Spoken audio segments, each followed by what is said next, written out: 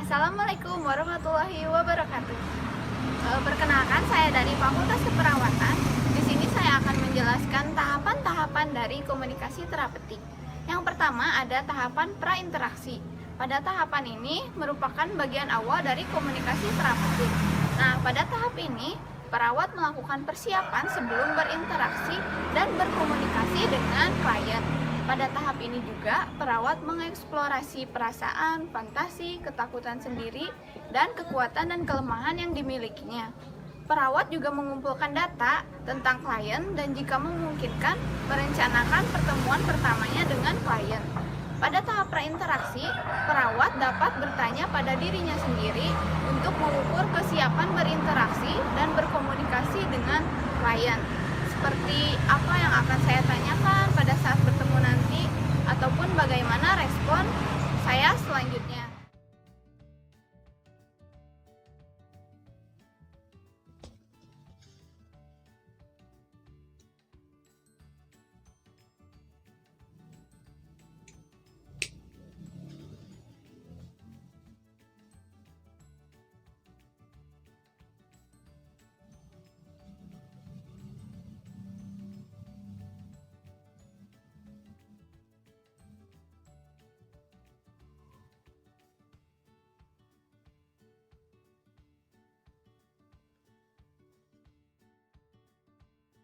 Tahap selanjutnya adalah tahap orientasi.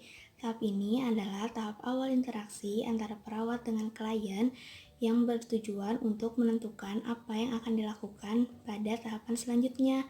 Pada tahap ini, perawat dapat memulai dan membina hubungan saling percaya, mengidentifikasi kemampuan perawat untuk membantu klien, memperjelas masalah, keluhan, serta kebutuhan klien dengan bertanya mengenai perasaan klien, serta merencanakan kontrak dengan klien yang meliputi lokasi, kapan, lamanya pertemuan, materi yang akan dibahas, kemudian mengakhiri hubungan sementara. 3 kegiatan utama yang harus dilakukan oleh perawat pada tahapan ini adalah memberikan salam terapeutik, melakukan evaluasi dan validasi keadaan serta perasaan klien, dan melakukan kontrak dengan klien yang meliputi kontrak tujuan interaksi, waktu, dan tempat.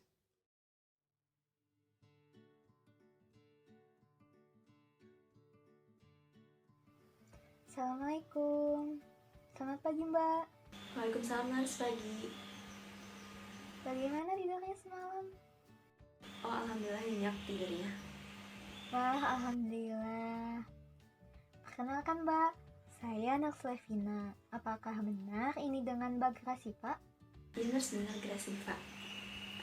Cantik sekali namanya, sama seperti orangnya. Oh iya, sebelumnya Mbak senang dipanggil apa supaya lebih akrab? Nurse bisa aja, makasih. Panggil aja Gras, gak apa-apa. Oke, baiklah. Hari ini saya perawat yang bertugas untuk merawat Mbak dari pukul 8 sampai pukul 14 siang nanti. Jadi, apabila ada keluhan atau masalah, bisa langsung menghubungi saya. Oh iya, Nurse ya. Bagaimana keadaan Mbak sekarang? Apakah sudah lebih baik daripada kemarin?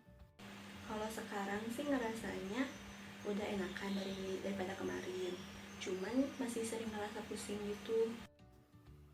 Pusing gimana, Mbak?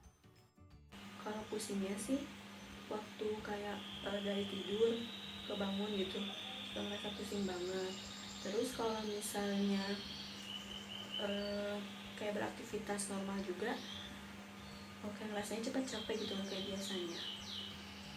Oh, iya Mbak. Itu merupakan beberapa gejala dari anemia. Oh gitu ya, Nurse. Iya Mbak, sesuai dengan perjanjian kita kemarin, saya akan memberikan pendidikan kesehatan mengenai anemia selama kurang lebih 10 menit. Apakah Mbak bersedia? Oh iya, Nurse, boleh. Tahap selanjutnya yaitu tahap kerja. Tahap ini merupakan inti dari keseluruhan proses keperawatan. Pada tahap ini, perawat tidak hanya mencapai tujuan bersama, tetapi juga bertujuan untuk memandirikan klien. Di sini, perawat menggunakan teknik-teknik komunikasi pada klien sesuai dengan tujuan yang telah ditetapkan sesuai kontrak. Contoh, Ibu, saya akan memasukkan jarum infus ini ke pembuluh darah di tangan Ibu ya, Bu. Mungkin akan merasakan sedikit sakit, tapi Ibu tidak perlu khawatir, seperti itu. Kegiatan yang dilakukan pada tahap ini adalah menanyakan keluhan utama klien, memberi kesempatan pada klien untuk bertanya, melakukan kegiatan sesuai rencana, mendengarkan secara aktif dan penuh perhatian sehingga mampu membantu klien untuk mendefinisikan masalahnya. Mencari penyelesaian masalah dan mengevaluasinya. Perawat juga memenuhi kebutuhan dan mengembangkan pola-pola adaptif klien. Interaksi yang memuaskan dapat meminimalisir kecemasan, ketidakpercayaan, dan tekanan pada klien. Di bagian akhir tahap ini, perawat diharapkan mampu menyimpulkan percakapannya dengan klien. Teknik menyimpulkan ini merupakan usaha untuk memadukan dan menegaskan hal-hal penting dalam percakapan, serta membantu perawat dan klien memiliki pikiran dan ide yang sama. Dengan begitu, klien dapat merasakan bahwa keseluruhan pesan atau perasaan yang disampaikannya diterima dengan baik dan benar-benar dipahami oleh perawat. Baiklah. Sebelumnya, saya izin untuk mengukur tekanan darahnya. Boleh, Mbak? Ya nurse, boleh. Baik. Tekanan darahnya 120/80 mmHg. Normal ya, Mbak? Alhamdulillah nurse, makasih. Baiklah, saya akan mulai menjelaskan tentang anemia ya, Mbak. Oh iya, boleh. Jadi biar tahu.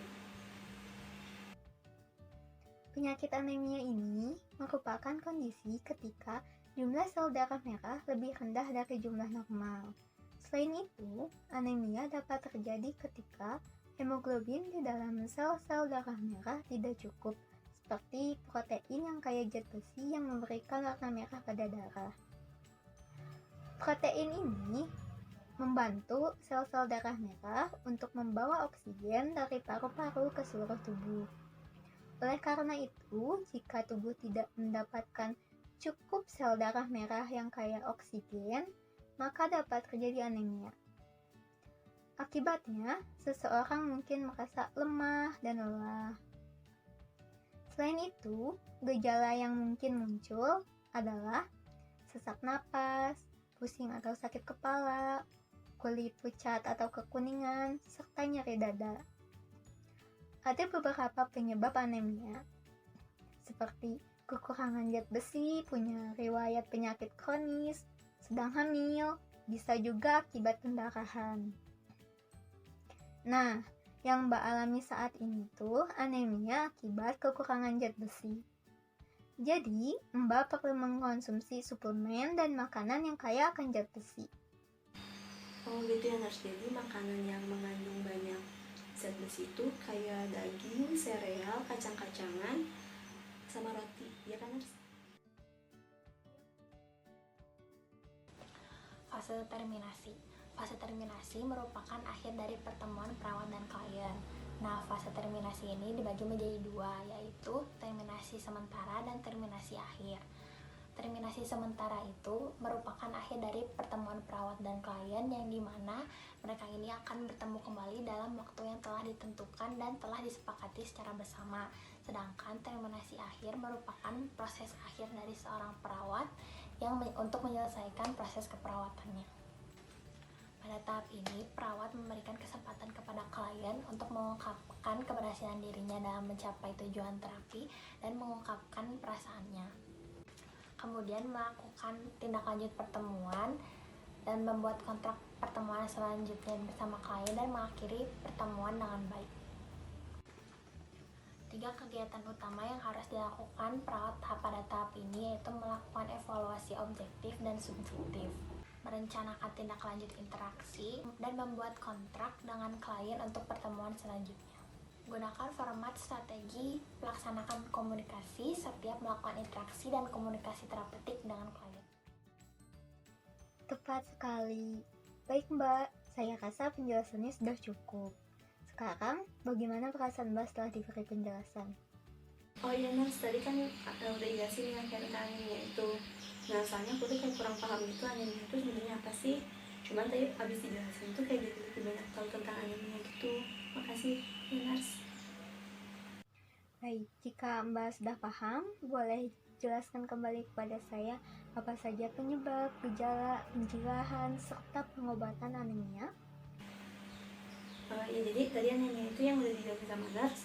suatu kondisi di mana tubuh kita ini kekurangan sel darah merah, otomatis pasokan oksigen ke tubuh kita pun berkurang kan, karena sel darah merahnya pun berkekurangan. Nah, gejala dari anemia ini bisa nyeri kepala, nyeri dada, terus kayak sesak nafas, cepat capek gitu. Nah, penyebab anemia ini ada macam-macam kan, kayak kekurangan zat besi, terus akibat pendarahan, terus kayak riwayat penyakit kronis juga, terus kayak ibu hamil gitu. Nah, kalau yang tadi Mas kasih tahu, kalau aku ini ngalaminnya anemia karena kekurangan zat besi. Makanya aku tuh harus banyak mengkonsumsi kayak sereal, roti, daging, sama kacang-kacangan gitu. Iya, betul sekali. Wah, Mbak selain cantik, pintar lagi.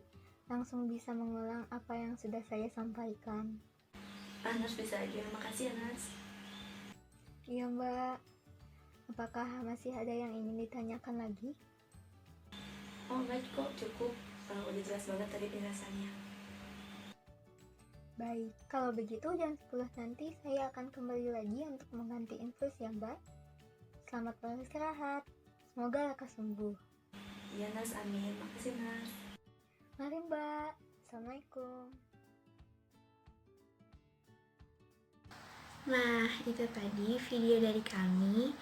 Jadi, gimana nih setelah nonton video tadi? Teman-teman menjadi lebih tahu kan apa itu komunikasi terapeutik, apa saja tahapannya, apa tujuannya, dan alasan kenapa sih komunikasi terapeutik itu penting banget untuk kami sebagai seorang perawat dalam memberikan asuhan keperawatan. Semoga dengan video ini dapat memberikan manfaat untuk kita semua ya, dapat memberikan pembelajaran juga untuk kita semua agar lebih menghargai peran perawat di luar sana. Karena peran perawat itu penting loh teman-teman, dan perawat itu memiliki tugas yang sangat mulia sama seperti profesi-profesi lainnya. Jadi, jangan pernah meremehkan juga menyepelekan apabila ada seorang perawat yang mencoba melakukan komunikasi terapeutik dengan teman-teman ya, karena hal tersebut dapat menghambat tercapainya tujuan kita bersama.